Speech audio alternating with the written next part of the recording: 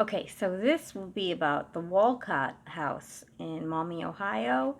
This is around the same time, about 9, 10 years ago. Um, I had driven by it. It was along the river road when I lived in Maumee, and it called to me. I had to go in. I just knew I had to be there at some point. So I remember driving by with my husband one time, and I'm just like, pull over, pull over, pull over. I want to I want to walk in there. So he pulls over, but it was closed. And I crept up the house and I started peering in the window. And I remember just looking in the window, and all of a sudden I got this insane feeling that somebody walked up to the window and was staring me down through the glass pane. It freaked me out so bad. I can't explain the feeling, but it was like somebody was staring me out or telling me to get the F away from their house. It was that intense of a feeling that I went, okay, sorry, sorry, sorry, sorry. And I crept off the porch and I went to the car and I said, okay, that's it. And I explained to my husband what happened. We drove away. Okay. And then sometime later, he was gone on a trip. And I'm like, I'm going to go now. I'll go now for something to do. So it was during the day again. And I go there and I walk up, and I did not understand that you had to go to the building next door and buy a ticket. Okay. And I felt so bad for what I had done to because I knew the place was haunted. I could feel it to the spirits by pressing my face up to their window and peering in their house. And I knew nothing about this house. That's why I went there. I don't like to research anything ahead of time. Um, so whatever I get, I get. So I went like it's a living person. I walked up the steps, went to the front porch, and it was so early in the morning. I don't think anybody was, tourists and stuff were there. Nobody was really there. I crept up to the door and I stood there because I thought it was a museum that you just walked through the door type of thing. The house itself was the museum. So I stood there and I silently told the spirit inside, I am so sorry. I knew it was a woman. I knew it was a woman of the house. And I said, I'm so sorry for the other day because I knew she knew who I was. I knew she remembered me.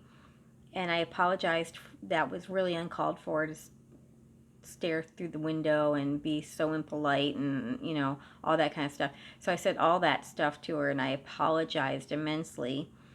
And I just asked if I could please come in and see her home, and I would really like that. And then I finished and, saying what I needed to say. And I walked up to the front door and I opened up the door because I felt like I had apologized and she had accepted me. At least on my side, I did. Opened up the door and I walked in. And it was beautifully kept. It was just beautiful, beautiful museum home. And I'm walking around, there's nobody in there. And I wasn't expecting that. Like nobody, no worker, no nothing. I shut the door and I just kind of, I'm walking around and I'm creeping around. I'm like, why am I the only one in this house? I could feel her with me, but it was even more awkward because I just didn't feel like I knew what to do or what was going on.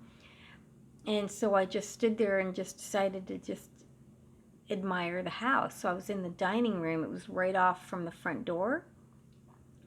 So if you came in the front door, it would be to the left.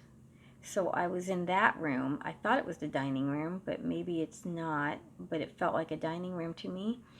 So I'm standing there and I'm just looking at the room, and I hear doors unlocking. I hear somebody coming in through the back, and I'm going, what? Uh-oh. So I'm quietly waiting and everything, and I hear the door shut in the back, and then I hear somebody walking up, and I turn around and I look, and I see this older woman walking up to the front door, I guess to unlock it for the day, which confused me because she looked like she was getting ready. And I go, hello? And she froze.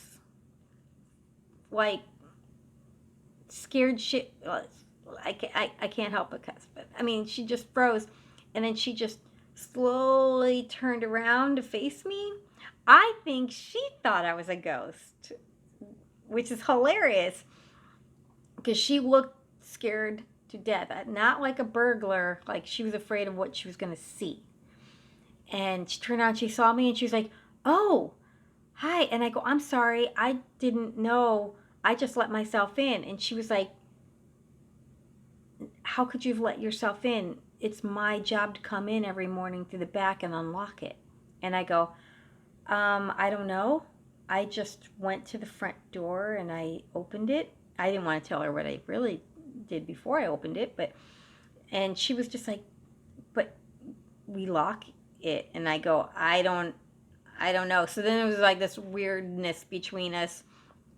She didn't know what to make of it. I didn't know what to make of it, really. I just told her what happened. So she decided, well, okay, well, I'll show you around and you can just, we'll do a tour. There's nobody here yet. You're it. But I'll show you the house and everything and you can just pay afterward. And I was like, okay, that works for me. So just me and her walking through this house, and she was giving me the history of the place and everything. And I just kept thinking, wow, she really did. Mary Wells, I believe that was her. She was the wife of the husband James Wolcott, that built. It was first a log cabin, and then they built on, and it was a mansion, like a 14-room mansion. But anyway, it was his wife, Mary Wells.